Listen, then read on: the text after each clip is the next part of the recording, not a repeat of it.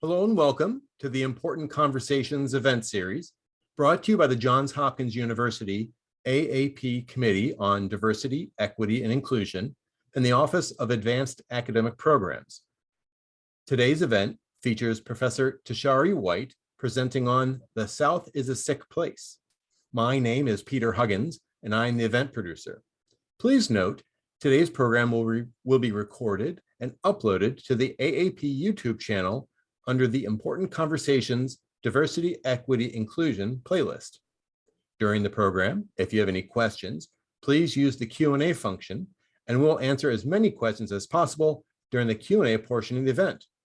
With that, I will turn over the event to the host of our program, Dr. Tristan Cabello. Welcome, everybody, and thank you for joining us today. My name is Tristan Cabello. I'm the Associate Director for the Master of Liberal Arts at Johns Hopkins University, and I'm also the chair of our Diversity, Equity, and Inclusion Committee at Advanced Academic Program. The role of this committee, which is comprised of students, faculty, and staff, is to make sure that AAP and all of its programs are as diverse, equitable, accessible, and inclusive as they can be. This year, the committee has decided to launch a speaker series that we have entitled Important Conversations. The goal of the series is to showcase all the DEI work that our faculty and staff members are doing in the classroom, but also outside of the classroom in their professional lives and in their research. So this year we'll have important conversations about race, gender, and class, but also about equity and accessibility in the workplace, for example. Today, I'm very happy to welcome Professor Tishari White to our conversations. Tishari White is a faculty member for the Environmental Sciences and Policy Program for Johns Hopkins. Her research focuses on environmental justice, diversity and inclusion, and Black geographies. Professor White has a Master of Science in Environmental Studies and is currently a PhD candidate in the Geography, Environment and Sustainability Department at the University of North Carolina. Her talk today is entitled The South is a Sick Place. Professor White is going to talk approximately for 30-35 minutes, and we have time for a Q&A at the end. Tishari, thank you so much for joining us tonight. The floor is yours.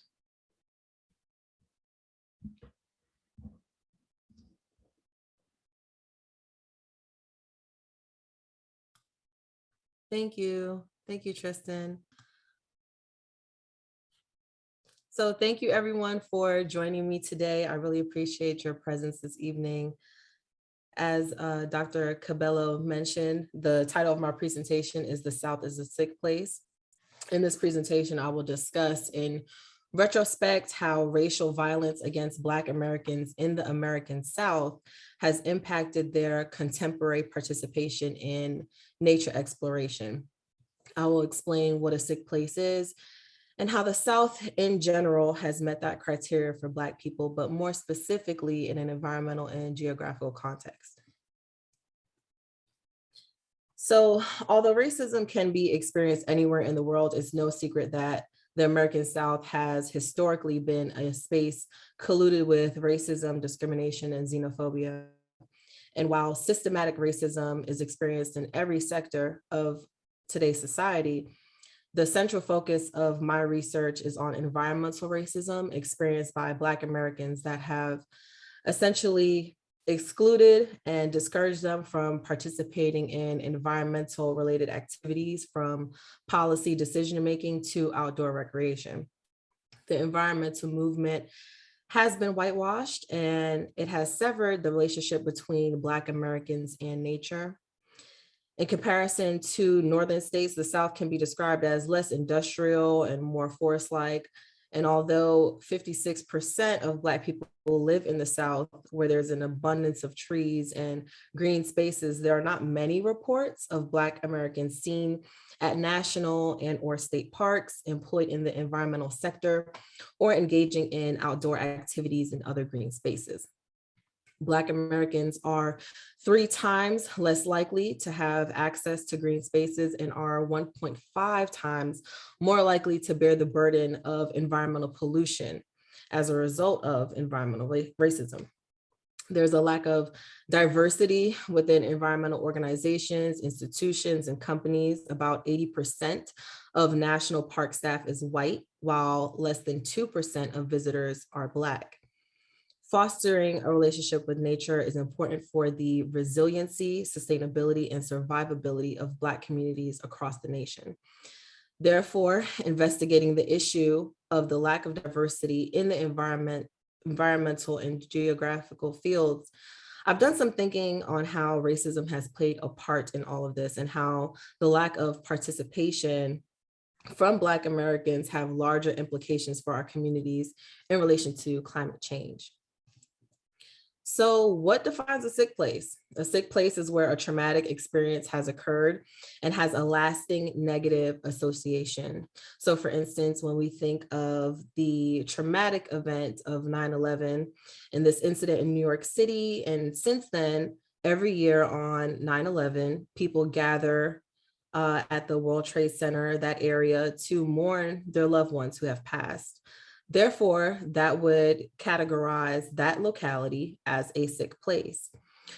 So for Black Americans, a sick place may be the generalized South.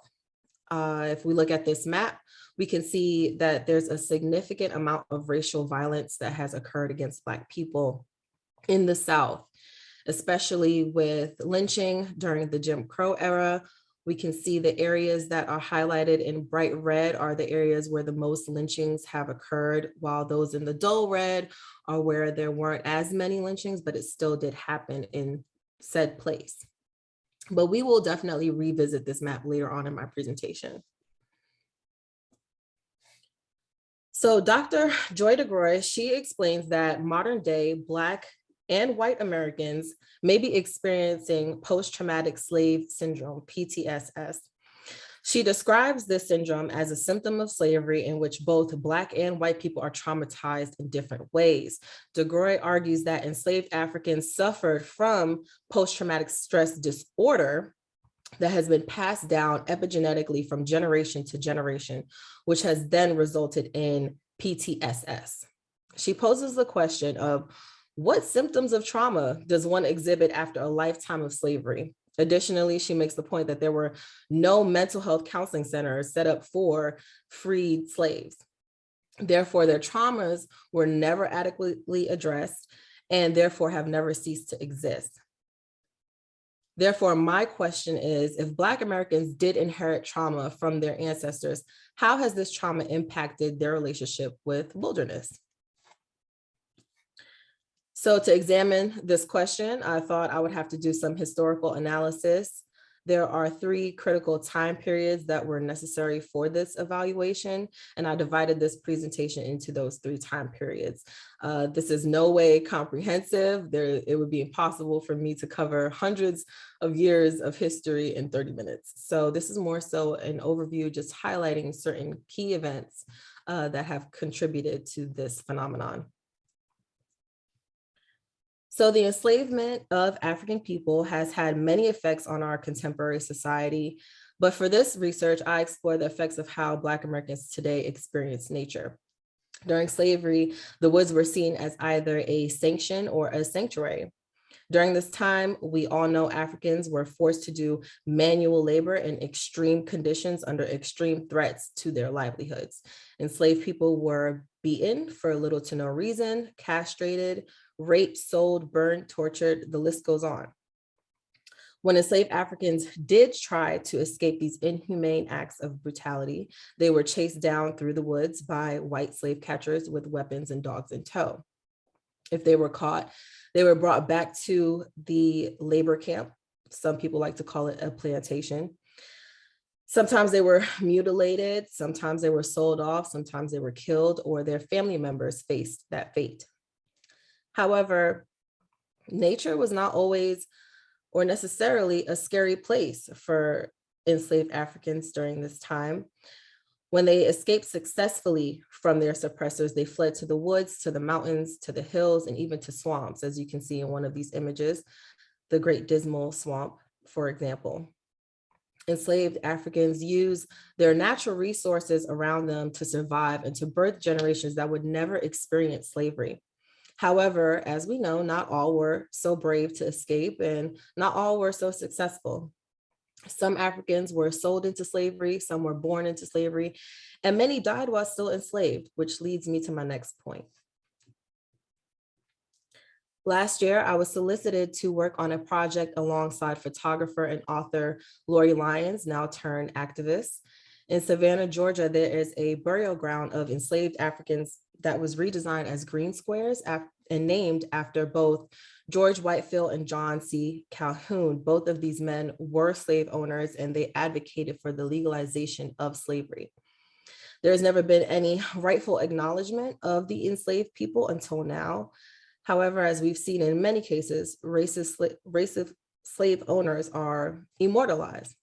And this is just another example of this immortalization. Her nonprofit organization, Rest with Honor, is working to remove the names of these Confederate leaders, and she's working with local law officials to initiate the reclamation of these green squares as Black spaces. However, I wanted to use this as an opportunity to point out how this incident relates to the erasure of Black people in Black spaces, and furthermore, exemplifies the erasure of Black people by way of nature, as we've seen throughout history with the Trail of Tears, for example, where nature is weaponized as a means to eradicate cultures. So we're going to jump ahead a bit to the Civil War. This is the next time period that I evaluated. And the significance of this time period is more so about its lasting effects. On the map here, you can see that the Southern states succeeded during this time. One myth was that it had nothing to do with slavery, but historians would disagree. It's been documented that the Southern states felt like their rights and liberties were infringed upon when the North disapproved of slavery. So imagine that some of the states with the most agriculture, land, and overall access to nature were the same states that wanted to continue the oppression of Black people and literally went to war to continue the enslavement of Africans. So you may be wondering, what's Harriet Tubman got to do with all of this? Well, Harriet Tubman was called Moses for leading her people to freedom. She was an abolitionist prior to the war, but during the war, she became a spy, and she was also the only woman in American history to lead a military assault. Harriet Tubman was a pioneer. She was so exceptional in so many ways. However, she doesn't get credit for being a wilderness exhibitionist. When you think about it, Harriet memorized her environment within a 100-mile radius using the night sky. She knew where to hide. She knew where to forage for food. She knew how to survive. And she deserves her flowers as a wilderness explorer. Telling these narratives is important for creating a Black sense of space and place within the environmental industry. During the Civil War, Black Americans in the South were promised 40 acres of land and a mule. Of course, this did not happen, as we know, but I wanted to make the point that the actual order was set to promise 400,000 acres of land from Charleston, South Carolina, to St. Johns River in Florida, including Georgia's Sea Islands and the mainland 30 miles in from the coast. So this would have been distributed to newly freed slaves. Black people were supposed to own their own states and govern their own land, but instead they didn't get anything. And owning land is an asset no matter where you are in the world. And here the government made it very hard for Black people to accumulate any sense of wealth or empowerment. So we can reflect on how that has impacted Black Americans' relationship with nature today. So as I mentioned, the results of the war still have implications. And here we have a map of Southernness that was created by Dr. Rick Bunch at UNCG, the University of North Carolina at Greensboro. This map in particular shows where Black people are located throughout the United States. So you can see that the majority of Black people, as I mentioned before, are located in the southern region, southeast region of the United States. But he also mapped Confederate symbols. And we can see that there's a correlation here. And if we were to combine these maps, they would certainly overlap. But I wanted to stress that Confederate symbols are a reminder of slavery and oppression and racial violence. There are plenty of Confederate symbols located in state and national parks throughout the country. This memorabilia serves as a reminder, or sort of like a flagpole that you stick in the ground when you want to claim your space. Some state parks in the South see these, when you see these emblems, it reminds you that this is a white space. Despite losing the war, this is our space, and we want to ward off our opposition, which is who? So we finally made it to the Jim Crow era. Does it get any better? No. In the next few slides, I will demonstrate how the Jim Crow era has culturally traumatized Black Americans. And I do want to provide a disclaimer that there may be some sensitive imagery here. So from these images, we can see that Black Americans were prohibited from visiting certain national and state parks in the South. The parks that did allow Black people had specific designations for colored people. These designated areas were, of course, of poor quality, such as a lack of bathhouses, dirty water fountains, picnic tables placed directly in the sun. Using these exclusionary tactics, national and state parks in the South were obeying the law, but they made outdoor leisure activities as uncomfortable and as unpleasant as possible to deter Black people from visiting. The next example I have here is of lynching in the South. The images you see here are from artist Ken Gonzalez Day. He removes the victims of lynching to prevent their re-victimization. He wanted to emphasize the people responsible, but I wanted to emphasize the surroundings. What do you see in the background of these images?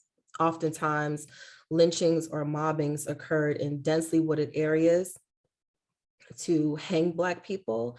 And although some occurred out in the open in the daytime where people gather around to watch, the majority of these incidents happened in the cloak of night, in the woods, in the darkness.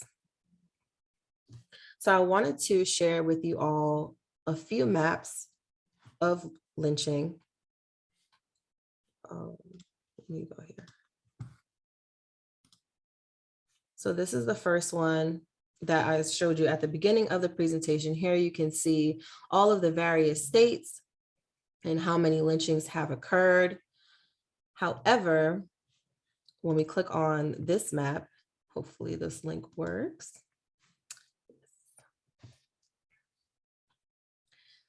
You can see on this map who the person was, their name, possibly their gender, where they were located, and what they were accused for. So this map rehumanizes these victims of these murders, and they aren't just a number or a Black body here. So I like using this map more.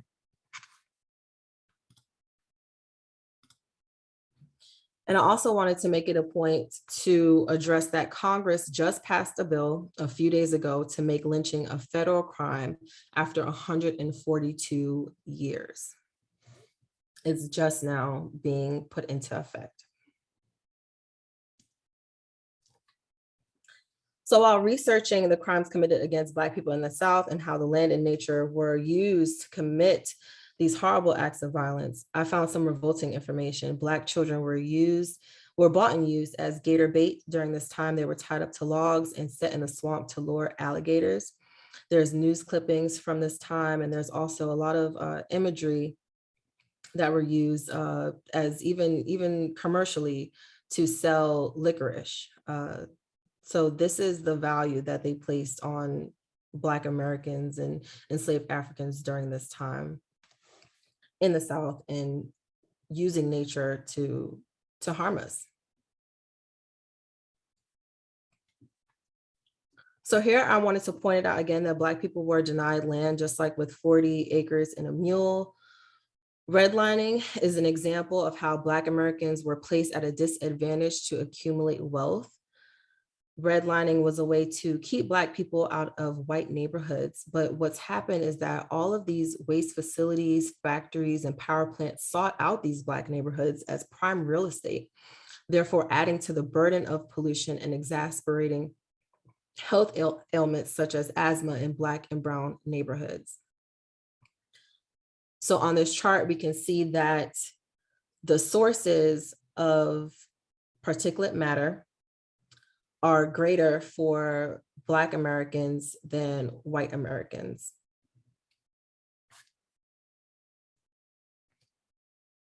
So despite all of these setbacks, Black Americans did still find the determination to explore the world around them. The Negro Traveler's Guide, also known as the Green Book, was a catalog of all of the places that were deemed safe and welcoming for Black people, sort of like today's Yelp. Traveling through the South was dangerous during this time, and it's still dangerous today. There's still sundown towns that exist that Black people do not feel comfortable traveling through or navigating through. Black Americans also sought freedom from Jim Crow by moving north during the Great Migration. However, many Black people stayed behind, which is why we still see such a high concentration of Black people still living in the South, as I displayed earlier. Racial violence is still happening today. In the past few years, there have been cases that have come up in the news. One incident took place at the Smoky Mountains National Park that lies between North Carolina and Tennessee, where a sign was posted that read Black Lives Matter or Black Lives Don't Matter with a bear skin. Then you're probably familiar with the case of the Black bird watcher, Christian Cooper incident in New York City with Amy Cooper accusing him of harming her. There was another incident where a Black man took a hike in the woods with some friends and got into an altercation with some white people where they tried to lynch him in broad daylight, and these people are now facing felony charges. We've seen the incident of Ahmaud Arbery, and although this was not a lynching in the traditional sense, his death has been categorized as such, sort of like Emmett Till. So what can be done? In my research, I conducted a quantitative survey of 200 participants, and to accompany these survey responses, I also conducted qualitative interviews. In my interviews, I asked participants what they thought would galvanize Black Americans to participate in environmental initiatives in outdoor recreation. These were the top 3 suggestions on how to increase nature interactions. Educational opportunities, starting with youth in underserved areas, visual representation in media, but also in the industry, giving Black people a seat at the table. Community engagement, finding out what's important to local communities and offering assistance with environmental problems, such as pollution. Oh, well, sorry. But my ending statement is that historically, Black space making in the South has been difficult, to say the least, and Black space making in green spaces and green industries in the South has also been difficult and not often acknowledged. We've either been excluded from these spaces or abused in these spaces. However, reconnecting with nature is imperative for the collective's integrity. We've expanded our horizons and defied the odds in various aspects of society. But when it comes to nature exploration, it needs more work. And I believe that it's time to shift that narrative in order to get back to our roots and to get back to nature.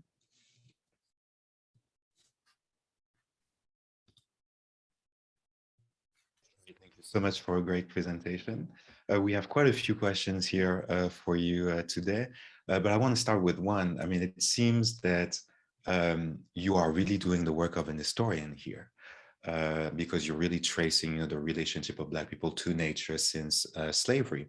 And you have talked about many different periods of time here, but what are the sources that are available to us?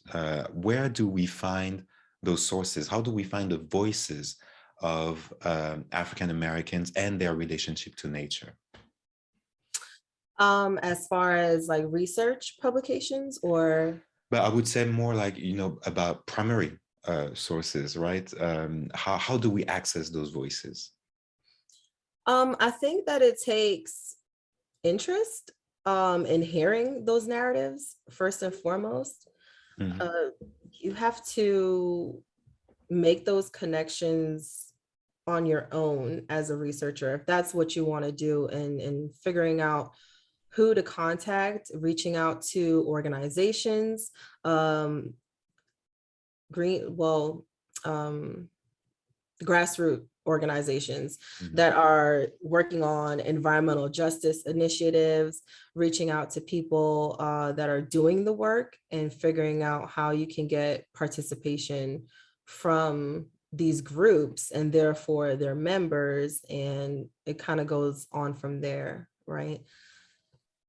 And when it comes to the history of it, like let's say the Jim Crow era, those people are not here with us anymore. So how have you found those sources that actually related how they view nature, how their relationship to nature was impacted? Is there any even secondary sources that you can share with us available?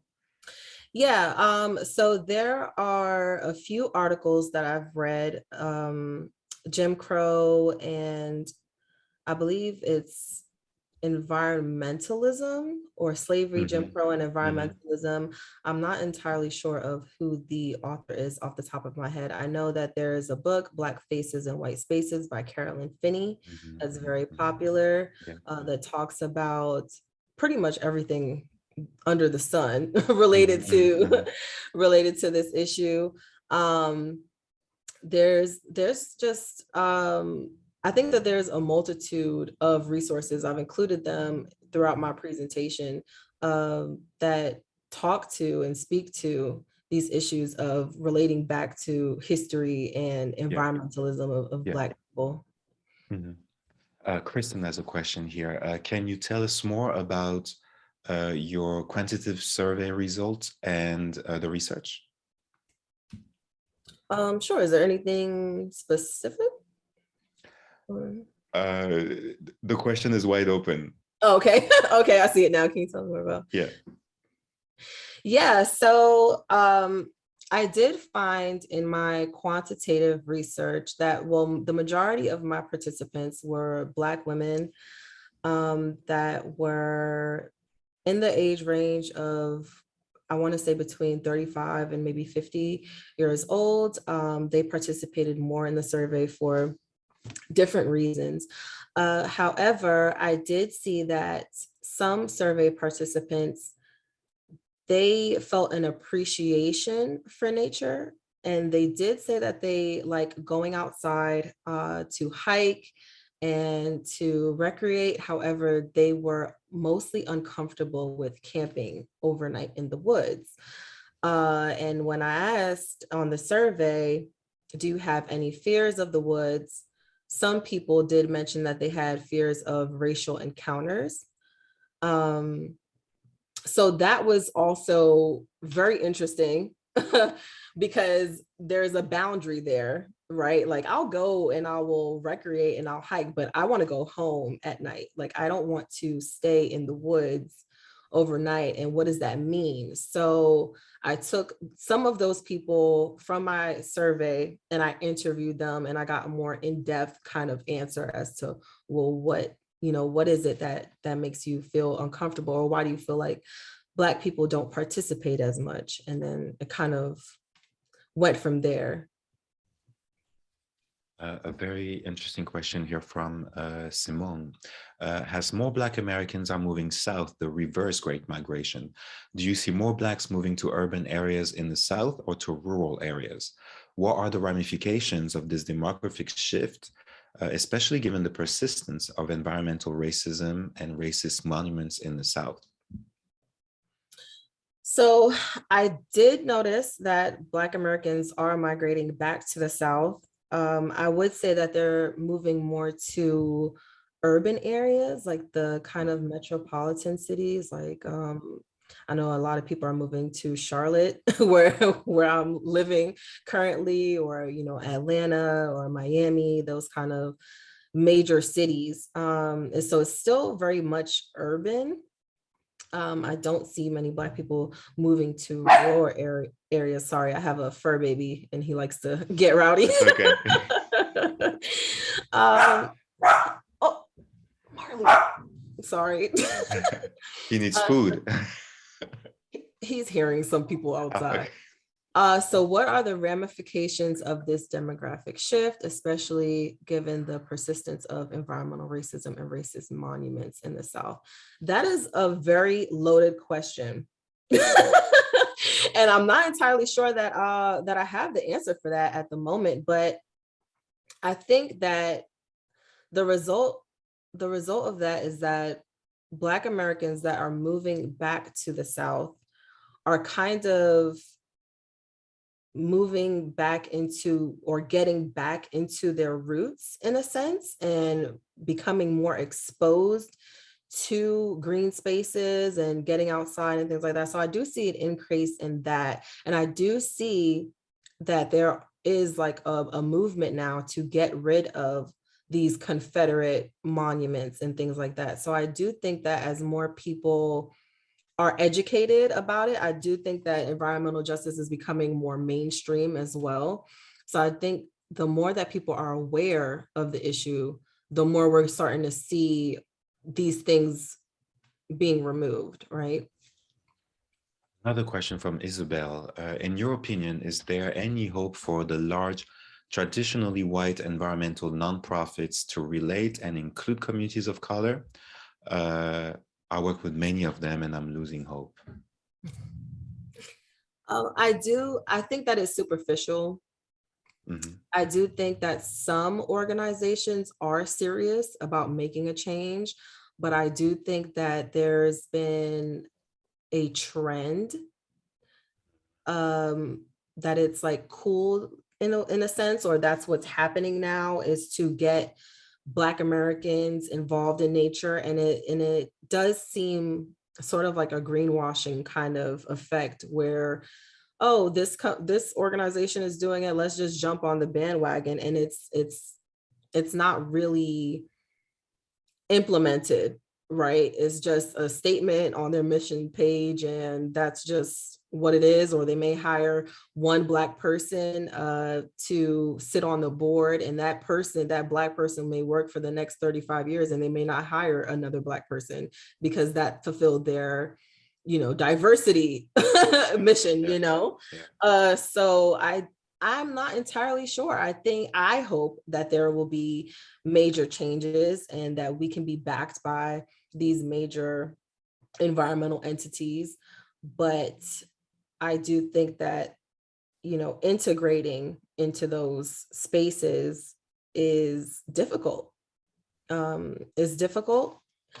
There's not much tangible change that's happened yet, but yeah, we've seen like this sort of resurgence in the media lately of, oh, this is a huge issue and we need to solve it, but what are they actually going to do about it? And I think that it's up to us to hold them accountable as well, to say, this is what you said in 2018 and we haven't seen any results. So what are you doing? Like, don't just let them say it and like just, oh, okay, well, it's in their mission statement, that should be enough. No. What changes have you actually made? Yeah, what are the tangible changes? Yeah, they need to be audited. A very good question also from, I'm trying to move us through as many questions as I can here. A good question from Macario here. Thank you, Professor White. Are there positive indicators from your point of view that people of color in the US are feeling safer or more welcome using public lands and national parks more now and moving forward? Could you repeat that for me? Are there positive indicators from your point of view that people of color in the US are feeling safer using public lands and national parks? Yeah, I think that there are positive indicators. Like there's more outdoor groups that are catered to people of color, like Outdoor Afro and Brothers of Climbing. There are several that have emerged over the past few years, Women of Climbing and things like that. So I think that there is a movement happening. I think it's a slow and steady race, but I do see positive indications as well. I just think that these issues need to be addressed at the forefront and not glossed over. I think we need to acknowledge that this is what happened and that, it hasn't been a fair system, and we need to actually make like real, like I said, like real tangible changes within the system, and not just superficial and, and false promises of this is what we're going to do. Yeah. That is somewhat related. Is it known what percentage of national park staff are Black Americans, or perhaps the racial breakdown of the national park staff? So there is a study by Dorsetta E. Taylor, and she has a study of environmental organizations, and it breaks down all of the, like pretty much every environmental organization in the United States, and their demographic breakdown of, who's who and what's what going on in each organization. So if you want to look her up, her name is Dorsetta E. Taylor, and she Thank has you a so much. publication on her. And one last question, Shari, from Amber here. Have you researched or encountered research on the racial justice issues in low-lying coastal regions that are expected to be underwater from climate change?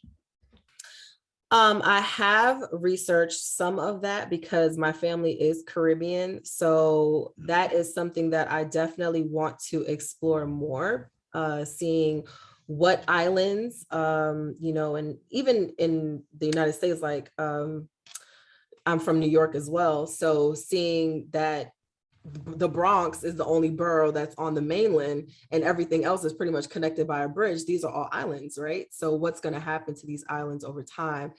So I definitely want to explore that more. I just haven't gotten the chance to get into it as much as I would like, working on other parts of my dissertation, but that's definitely something that I plan on exploring in future work for sure.